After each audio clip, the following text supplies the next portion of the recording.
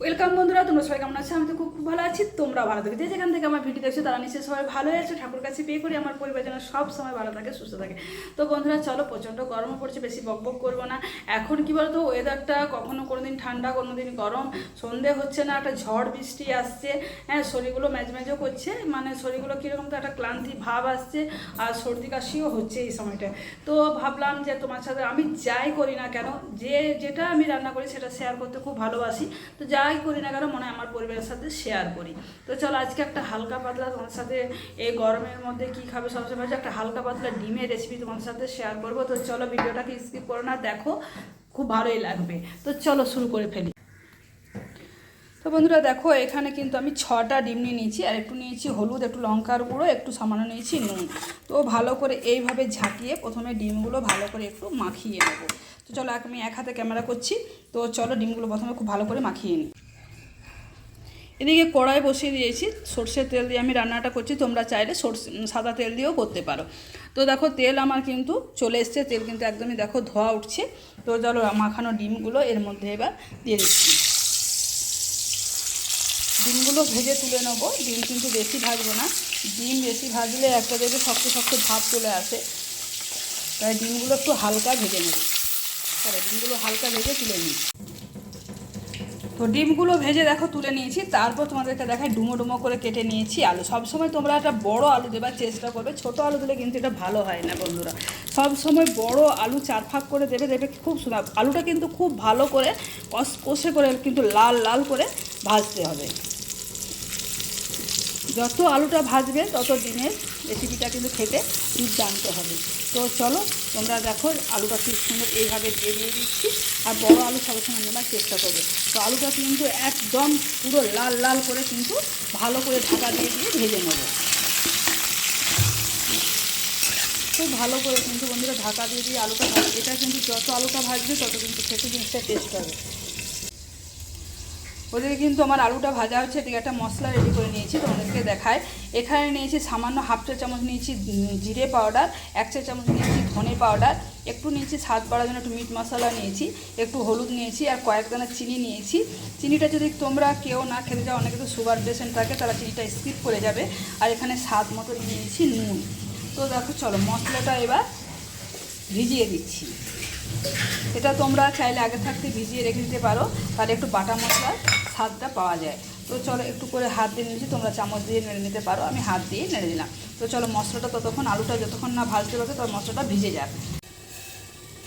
Minute 4-5 মতো আলুটা খুব ভালো করে দেখো ঢাকা দিয়ে খুব ভালোভাবে কিন্তু লাল লাল করে আলুটা ভেজেছি। আলুটা যত লাল লাল ভাজবে, আর আলুটা মানে 80% যেন ভাজা হয়ে যায়। তো দেখো কী সুন্দর, দেখো আমার আলুর পুরো কালার কিন্তু চেঞ্জ হয়ে এসেছে বন্ধুরা। এবার কিন্তু মাছ বরাবর একটু ফাঁকা করছি, একটু মাছ বরাবর ফাঁকা করে এর মধ্যে দিয়ে দিচ্ছি একটা তেজপাতা, একটা শুকনো লঙ্কা বোটার সমেত, আর এখানে দিয়ে দিলাম দারচিনি, লবঙ্গ, এলাচ, আর একটু সাদা জিরে। এটা ফোড়নটা যদি আগে দিয়ে দিতাম তাহলে গন্ধটা কিন্তু পুড়ে যেত, ভালো লাগতো না খেতে।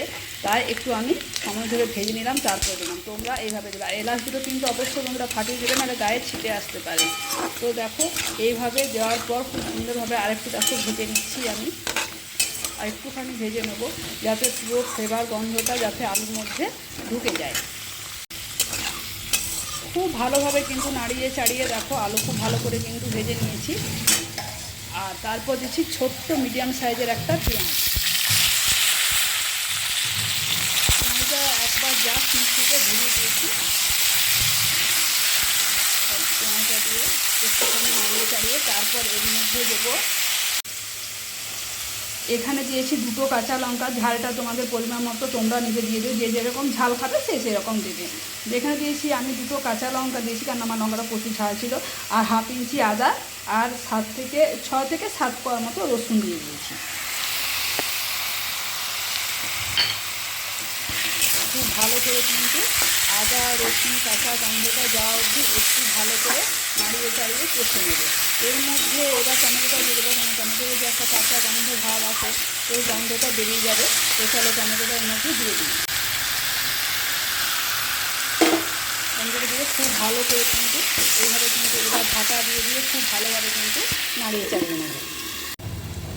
তো তো 4 থেকে 5 সেকেন্ডের মতো খুব ভালো করে ঢাকা দিয়ে কষে নিলাম। তো দেখো কাঁচা গন্ধ আমার বেরিয়ে গেছে মশলা থেকে। হ্যাঁ, মশলাটা কিন্তু সমানে কিন্তু নেড়ে দিতে হবে না, তেলায় লেগে যাবার ভয় থাকে। যেহেতু আমি অল্প তেলে রান্নাটা করছি, এরপর দিয়ে দিচ্ছি ভিজিয়ে রাখা মশলাটা। মশলাটা দিয়ে খুব ভালো করে বন্ধুরা লো ফ্লেমে খুব ভালো করে কিন্তু নাড়িয়ে চাড়িয়ে কষে নিতে হবে। তো চলো আমি একটু ঢাকা দিয়ে একটু সময় ধরে 2 থেকে 3 মিনিটের মতো ভালো করে সুন্দরভাবে নাড়িয়ে চাড়িয়ে কষে নেবো, যতক্ষণ না আমার সুন্দরভাবে তেলটা রিলিজ করছে। চলো ঢাকা দিয়ে দিয়ে কষে নিই। তো ঢাকা দিয়ে দিয়ে খুব ভালোভাবে মিনিট 5 মতো কষে নিয়েছি। খুব অল্প তেল দিয়ে দেখো বন্ধুরা করছি, তার মধ্যে কিন্তু সুন্দর তেল আমার রিলিজ করতে শুরু করেছে। আর সাইডে দেখো বসিয়ে দিয়েছি আমি গরম জল। গরম জল দেখো আমার ফুট ধরতে শুরু করে দিয়েছে। তো চলো এটার মধ্যে কিন্তু গরম জল আমি ব্যবহার করব। তোমরা যে যেরকম ঝোলটা খাবে সেরকমই রাখবে। তো আলুটা তোমাদেরকে দেখায় কতটা আমার সেদ্ধ হয়েছে।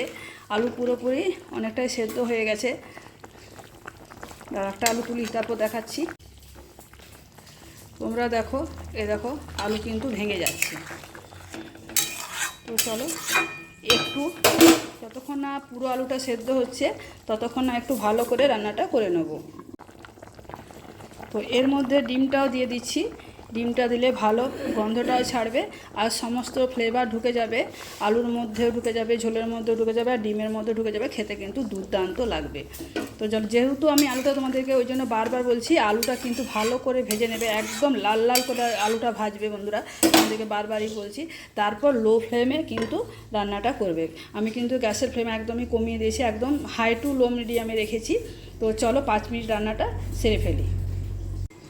তো 5 মিনিট ব্রেক নিয়ে তোমাদের কাছে আবারও চলে এলাম। চলো ঢাকনাটা খুলে দেখায়।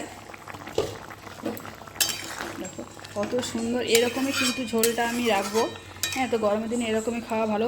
দেখো আলু কিন্তু একদমই 2 টুকরো হয়ে যাচ্ছে। তো চলো রেসিপিটা তাহলে তোমাদের কেমন লাগলো অবশ্যই তোমরা কিন্তু কমেন্ট করে জানিও। আর ভিডিওটা কে কোথা থেকে দেখছো, যারা আমার ফেসবুক থেকে দেখছো তারা প্লিজ একটু চ্যানেলটাকে ফলো করে আমার পাশে থেকো। আর যারা ইউটিউব থেকে দেখছো তারা চ্যানেলটাকে সাবস্ক্রাইব করে আমার পাশে থাকার অনুরোধ রইল। তো চলো এরপর আমি গ্যাসের ফ্লেম আমি অফ করে দিলাম। তো 5 মিনিট স্ট্যান্ডিং টাইমে রেখে দিলাম। তারপর তোমাদেরকে 5 মিনিট পরে তোমাদেরকে দেখাচ্ছি। তো 5 মিনিট পর চলো ঢাকনাটা খুলে দেখায় তোমাদেরকে। দেখো কত সুন্দর আর কত লোভনীয় দেখতে হয়েছে। একদম হালকা পাতলা রেসিপি, তোমরা যখন তখন কিন্তু বানিয়ে নিতে পারো। তো দেখো বন্ধুরা, তাহলে চলো আজকের মতো টাটা বিদায় নিচ্ছি। আবার অন্য কোনো দিন অন্য কোনো রেসিপি নিয়ে তোমাদের কাছে হাজির হয়ে যাব।